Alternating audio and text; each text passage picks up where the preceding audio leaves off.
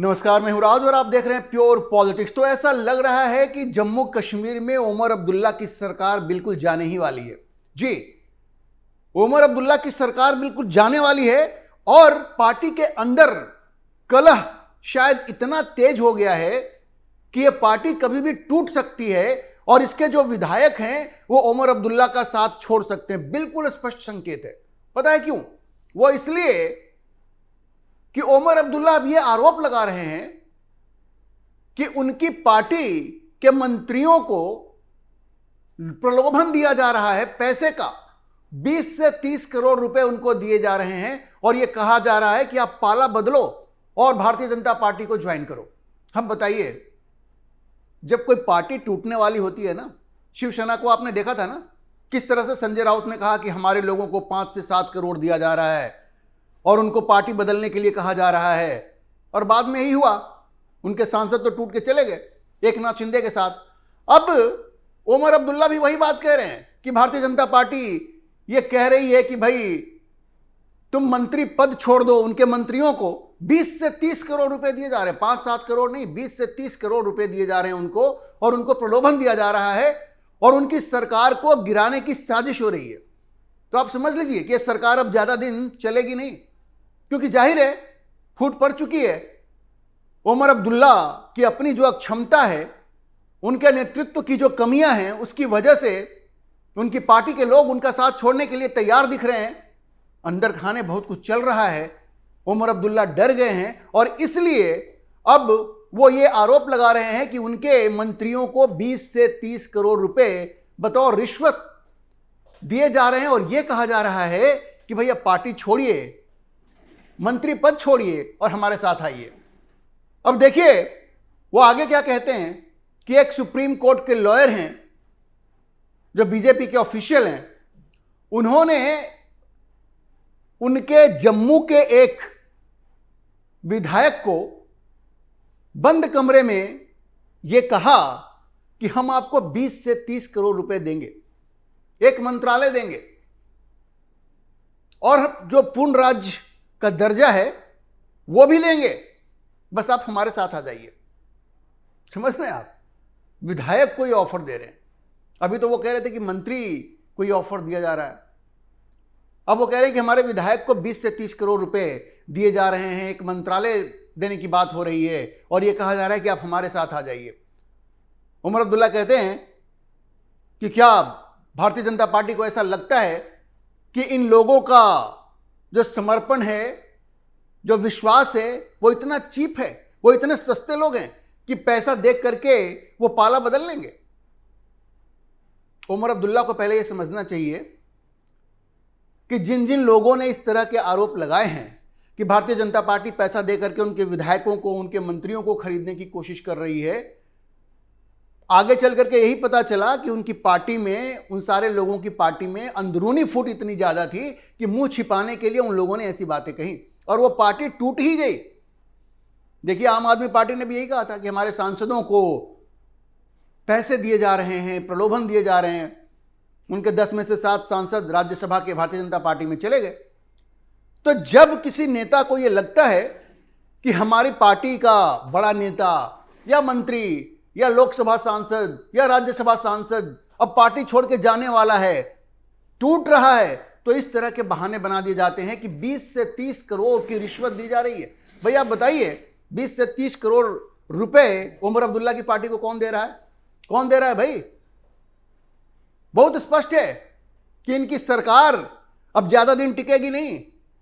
इनके मंत्री अब छूटने वाले हैं, ये इनको छोड़ के चले जाएंगे और उमर अब्दुल्ला अब ये रोना रो रहे हैं कि भाई हमारे मंत्रियों को तोड़ने की कोशिश की जा रही है। अब देखिए, उमर अब्दुल्ला की इस आरोप के बाद भारतीय जनता पार्टी ने भी उन पे करारा प्रहार किया और ये कहा कि भाई उनको नाम बताना चाहिए कि वो कौन सा भारतीय जनता पार्टी का नेता है जिसने कि 20 से 30 करोड़ रुपए देने की कोशिश की। अगर आप चाहते हैं कि ऐसे लोगों का पर्दाफाश हो और अगर आपके पास सबूत हैं कि भारतीय जनता पार्टी के किसी नेता ने आपको रिश्वत देने की, आपके किसी मंत्री को या किसी विधायक को ऐसी ऑफर दी है, तो आप उसका नाम बताइए, उसका नाम बताइए, वरना उमर अब्दुल्ला आप पब्लिकली माफी मांगिए। और बिल्कुल सही अप्रोच है भारतीय जनता पार्टी का। भाई आप इस तरह के आरोप लगा सकते हैं क्या? अगर आपके पास प्रमाण है बंद कमरे में किससे, भाई उसको तो पहले सामने लाइए, उस नेता को, उस विधायक को सामने लाइए और उसको प्रेस कॉन्फ्रेंस में उससे कहलवाइए कि किस व्यक्ति ने, भारतीय जनता पार्टी के किस नेता ने उनको 20 से 30 करोड़ रुपए का ऑफर दिया। तभी तो पर्दाफाश होगा ना, कह देने से तो कुछ होगा नहीं। अगर आप प्रमाण नहीं देते हैं तो यही समझा जाएगा कि आप भारतीय जनता पार्टी को बदनाम करने की कोशिश कर रहे हैं। और देखिए, भारतीय जनता पार्टी ने यह चेतावनी भी दी कि अगर उमर अब्दुल्ला अपने आरोपों के समर्थन में कुछ प्रूफ नहीं पेश करते हैं तो फिर उनके खिलाफ कानूनी कार्रवाई की जाएगी, और करना चाहिए। ये मजाक है क्या? कोई कुछ भी कह देता है कि 20 से 30 करोड़ रुपए दिए जा रहे हैं, क्या प्रमाण है भाई आपके पास? और भारतीय जनता पार्टी ने पूछा है कि भाई अगर ऐसी कोई घटना हुई है तो आपने इन्वेस्टिगेटिंग एजेंसीज जो हैं, आप उसके पास क्यों नहीं गए? आप जाइए एफआईआर कीजिए।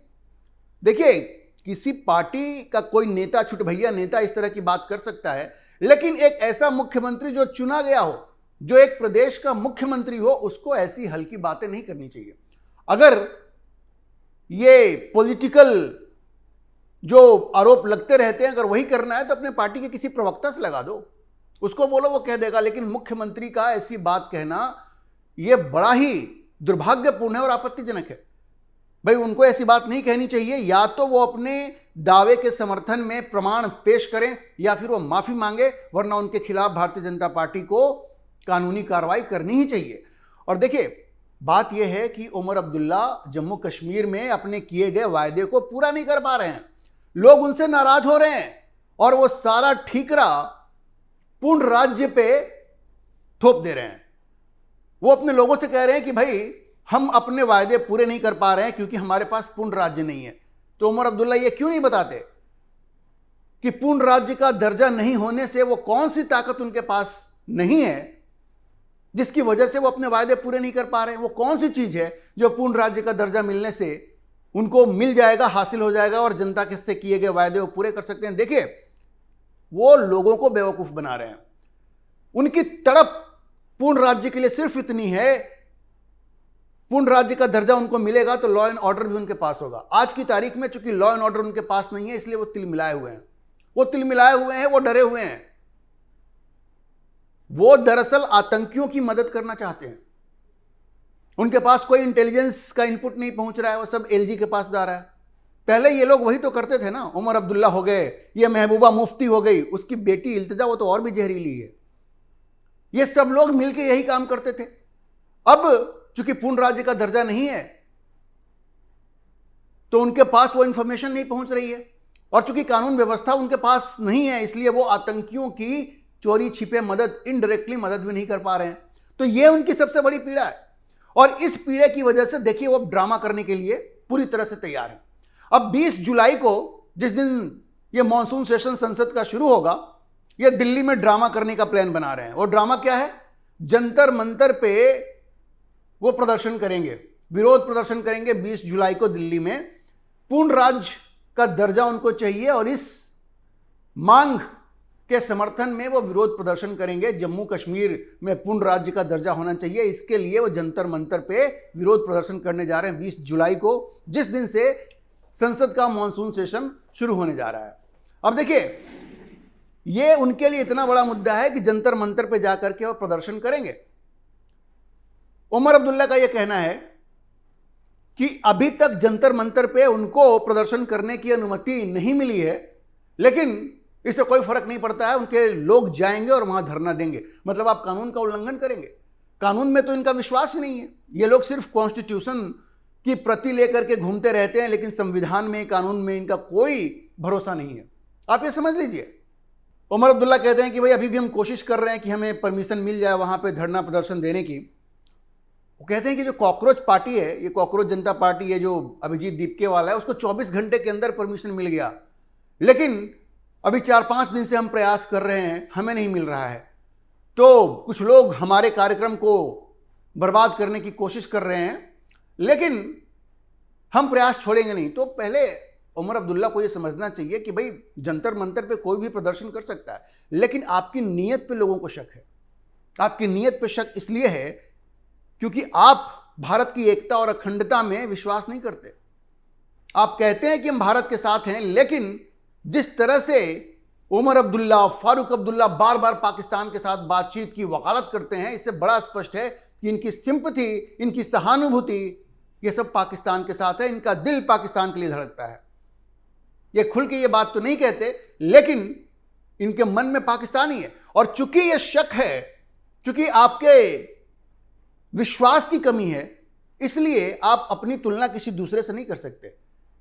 अभिजीत दीपिके ने कोई देश से आज़ादी की बात नहीं की। हाँ, उस मंच पे ऐसे लोग आ रहे हैं, अभिजीत दीपिके जिनको बुला रहा है, उस पर भी कार्रवाई होनी चाहिए। जो बिल्कुल रेडिकल इस्लामिस्ट हैं, वो जा करके वहाँ पे फैज के गाने गाते हैं, सिर्फ नाम रहेगा अल्लाह का, ऐसे वो गाने गा रहे हैं वहाँ पे, उनका भी इलाज होगा। लेकिन उमर अब्दुल्ला साहब, आप किसी दूसरी पॉलिटिकल पार्टी की तरह नहीं हैं। वो ये भी कहते हैं कि लद्दाख में सरकार बातचीत कर रही है कि धारा 371 की तरह के तहत उनको विशेष दर्जा दिया जाए, लेकिन हमसे धारा 370 छीन लिया गया।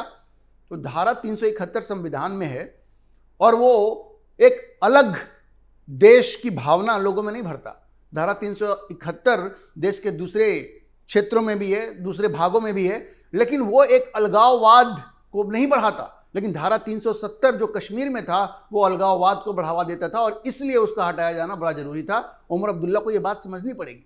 देखिए, उमर अब्दुल्ला ने दूसरी पार्टियों को भी कहा है कि भाई आप हमें समर्थन दीजिए, हमें पूर्ण राज्य का दर्जा चाहिए। और आपको पता है, एक पार्टी ऐसी है जो कि तो हमेशा तैयार रहती है, देश के खिलाफ आप कुछ भी कीजिए, ये पार्टी हमेशा तैयार रहेगी, और वो है सीपीएम। सीपीएम ने अपना समर्थन दे दिया कि हाँ भाई, हम आपके साथ रहेंगे।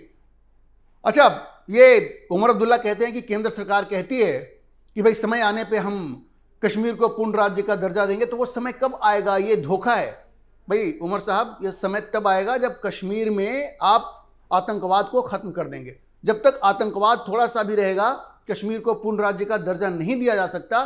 क्योंकि अभी देखिए, पहलगाम की जो घटना हुई, वो क्यों हुई? क्योंकि आपके लोगों ने ऐसी ताकतों का समर्थन किया जो कि पाकिस्तान से आए हुए आतंकियों को वहां रहने खाने की सारी सहूलियतें इन लोगों ने उपलब्ध करवाई।